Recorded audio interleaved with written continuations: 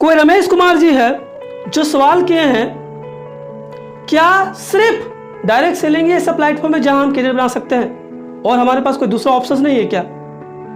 और अगर इतनी अच्छी प्लेटफॉर्म है तो लोग मना क्यों करते हैं, लोग ज्वाइन क्यों नहीं करते हैं? तो रमेश जी, सबसे पहले आपका बहुत बहुत धन्यवाद और सवाल बहुत शानदार है और आई होप कि ये आपका सवाल सब सारे यूथ का सवाल होगा।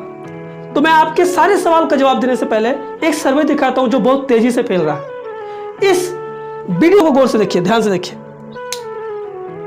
उत्तर प्रदेश, मध्य प्रदेश, राजस्थान, बिहार में युवा बड़ी बड़ी डिग्री लेने के बाद भी योग्यता से कहीं कम की नौकरी पाने के लिए लाचार हो जाते हैं।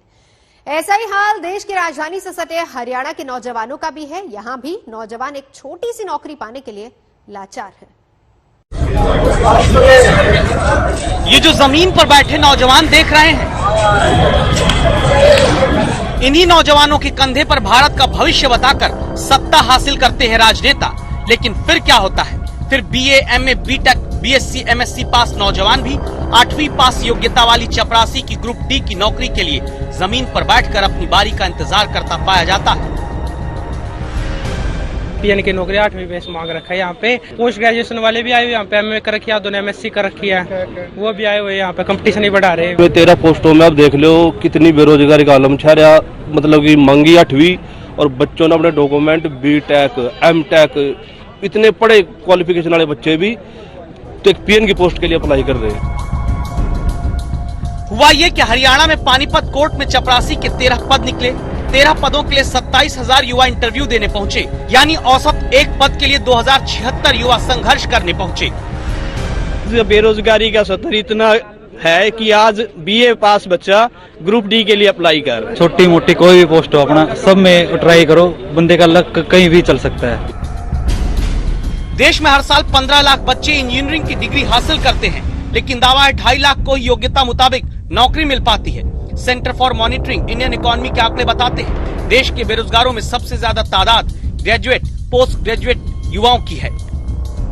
और फिर किसी न किसी राज्य में ऐसी तस्वीर आती है, अपनी योग्यता से बेहद कम स्तर की नौकरी के लिए मजबूर नौजवान, क्योंकि सरकारी भर्तियां लटकी रहती हैं, परीक्षाएं वक्त पर नहीं होती हैं तो रिजल्ट लटकते हैं, परिणाम आया तो कोर्ट केस में भर्ती अटका दी जाती है, संख्या बढ़ती जाती है बेरोजगारों की एक नौकरी के लिए।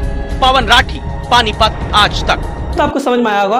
आपका सवाल है कि सिर्फ direct selling. So my dear friend, direct selling आपको कभी आपसे कोई डिमांड नहीं करती कि आप जो काम कर रहे हैं उसको छोड़ के करना है। डायरेक्ट सेलिंग में लोग पार्ट टाइम में इस सिस्टम को, इस बिजनेस को सीख के आज बड़े लेवल पे काम कर रहे हैं।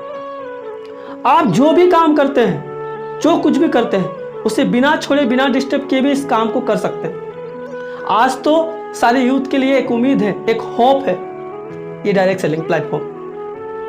दूसरा सवाल कि लोग ज्वाइन क्यों नहीं करते?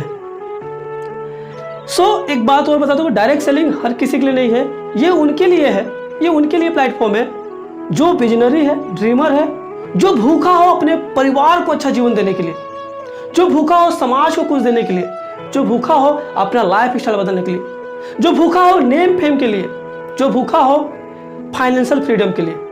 ये हर किसी के लिए नहीं है, ये उनके लिए है जो वाकई में देश के लिए कुछ करना चाह रहे हैं, इंडिया के लिए कुछ करना चाह रहे हैं।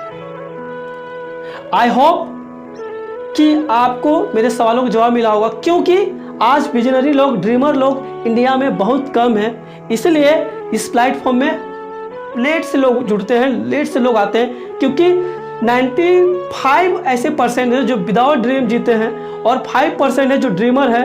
तो 5% संख्या कम है, इसलिए हम 5% के मिलने में लेट हो जाती है, जिसको लगता है कि लोग ज्वाइन नहीं करते हैं। कुछ 5% में जाने के लिए हमें 150 लोगों से मिलना पड़ता है और ऐसे लोग आते हैं और आ भी रहे हैं, क्योंकि देखिएगा डायरेक्ट सेलिंग में लोग आते हैं जाते हैं, डेली आते हैं जाते हैं, पर टिकता है वही जो ड्रीमर हो, जो visionary. I hope you understand what I mean to say. Stay blessed. God bless you. Bye bye. Stay blessed.